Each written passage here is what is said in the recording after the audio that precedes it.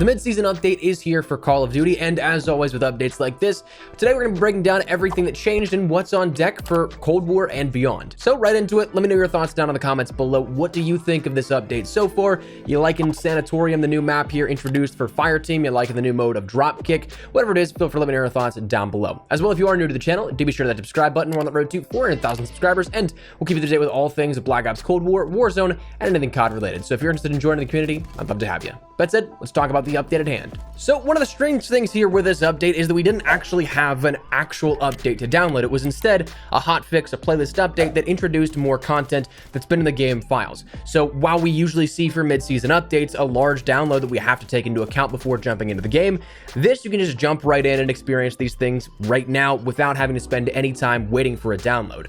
Now, the big things here on offer, of course, were the fact that we got a brand new map for Fireteam, a new game mode for MP, and a couple of things in between, plus some changes for Warzone and Modern Warfare as well. The big one, though, that new map of Sanatorium for Fireteam is honestly a ton of fun in terms of what we see here and what's on offer.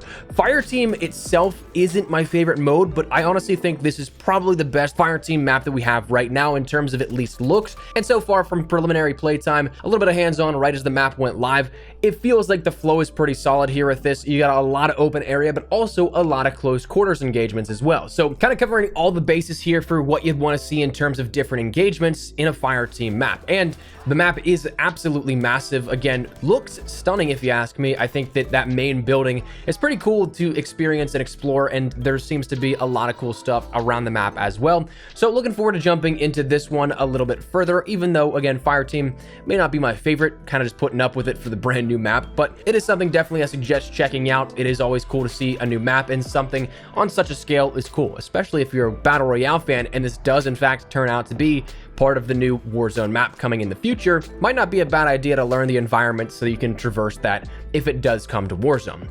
Now, outside of that map, the other big marquee item here for this update is Dropkick, in which it's kind of a combination of capture the flag, headquarters, and that classic cut game mode global thermonuclear war. I say it's like capture the flag because you are fighting over one singular point, that nuclear football, that briefcase, and that's something you have to control. Once you pick that up, you end up just pulling out a 1911 pistol, and where it starts to roll over into other game modes of, say, headquarters, is the fact that you end up having no respawns once your team is in possession of that football. If the briefcase carrier does end up falling, you do respawn if you were waiting on a respawn, so you don't have to wait until the entire HQ is destroyed like you would in headquarters. So it could be something where you have a very brief respawn delay, or you could be there for quite some time. Really just comes down to how well your team can protect that briefcase carrier, or that they can protect themselves. Now, the end goal is 200 score here for that by controlling for 200 seconds, and when the game finally ends, you end up seeing off in the distance a mushroom cloud.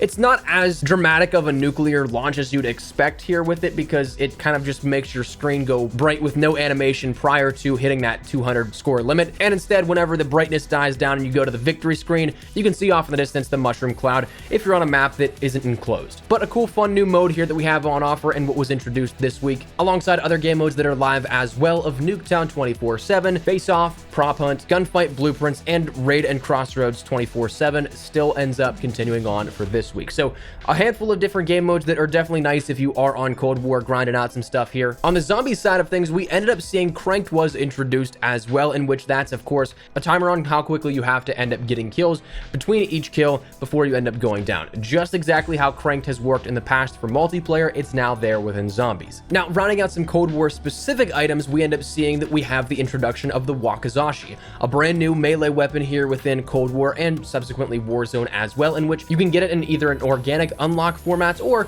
you can end up getting it in the shop, which we'll come back to in a little bit here with this. But if you want to get it organically, you want to unlock it via your in-game playtime and not any cash along with it, all you have to do is go into game either in Cold War or in Warzone, and with a combat knife equipped, execute 2 finishing moves in 10 different matches. So that's something that may take a little bit of time here, because you got to play it a little bit stealthy to sneak up on somebody, but that is something that allows you to unlock this without any additional charge or anything like that, simply for free. And the final piece of Cold War specific content is that today actually starts that free trial for zombies. If you do not have Black Ops Cold War, you can jump in and play for an entire week for absolutely no charge. Tomorrow we end up seeing double weapon XP introduced across Warzone and all of Black Ops Cold War, so that'll be something you take advantage of also, but rounds out Black Ops Cold War's update for right now. But jumping over to the Warzone side of things, we end up seeing a playlist update in which the playlists are actually pretty decent this week, if you ask me. This week up on deck, we end up having our traditional battle royale in duos, trios, and quads.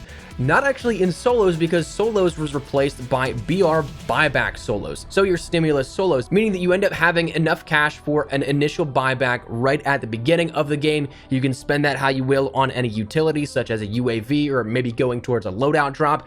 But if you end up going below that threshold, your game's over. You don't go to the gulag, but instead, again, you do have that sort of cushion of, okay, maybe I can play this a little bit more aggressively because I can come back and get my stuff if I end up dying. So it's definitely a nice little twist here on solos.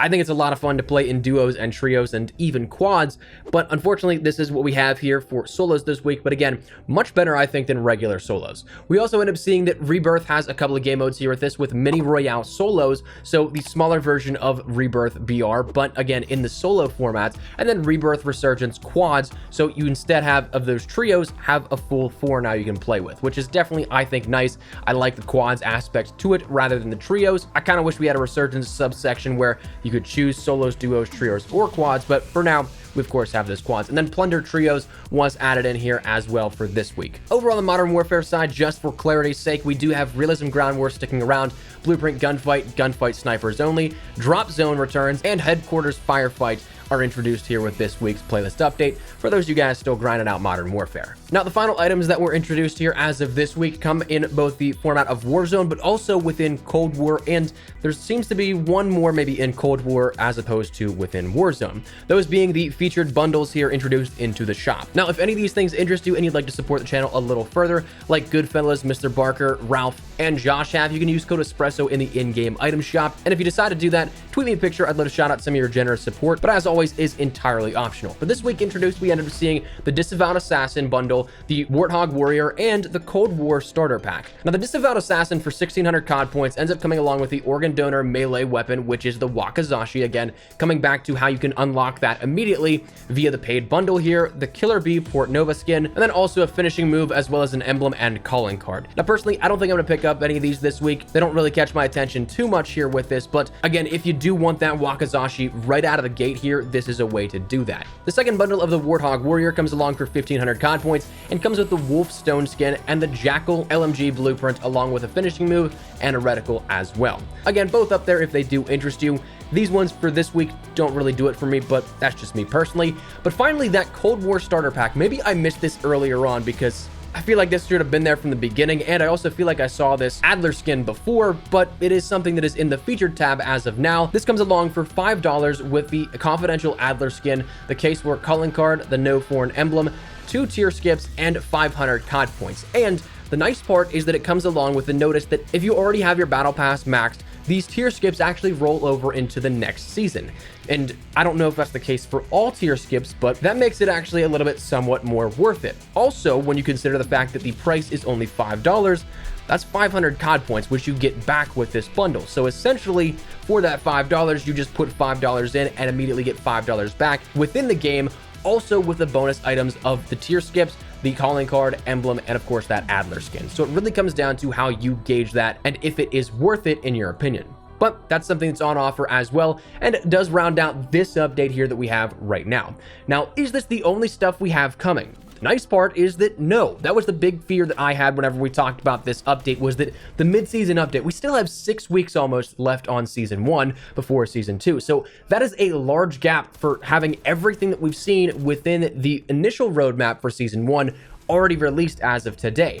But actually, we ended up getting a brand new blog post and a brand new roadmap, which we'll talk about in detail later on in the weekend here, so as to cover the information in a fuller environment. But we end up seeing we'll have a bunch of things coming throughout the rest of the season, including a brand new zombies map before season 4, a brand new operator, a returning multiplayer map of Express, league play, and a bunch of game modes thrown in the mix as well. So we'll talk about all of that again in detail over the coming days here, but we do have more stuff up on deck for Season 1, so do not worry just yet. This is going to be something that ends up giving us a little bit more to talk about instead of just about 6 weeks of nothing. So that's where we're gonna wrap it up. I'd love to get your thoughts and feedback down there in the comment section down below. What do you guys think of this update? Like it, dislike it, looking forward to the content in the future, whatever it is, feel free to let me know your thoughts down below. But hopefully you enjoyed the video. If you did, make sure you drop a like down below, and of course if you are new to the channel, make sure you guys subscribe so you don't miss a single thing regarding all things Black Ops Cold War, Warzone, and anything COD related. So if you're interested, make sure you hit the subscribe button. If you also want to follow me over on Twitter and Instagram, those are the best places to get connected outside of YouTube, practically on both those. So if you guys want to strike up a conversation, ask me a question, whatever it may be, that link is down there in the description below. Well, that's it, by the way. Thank you guys all so much for watching. My name is Espresso. I'll see you guys later. Take care and peace.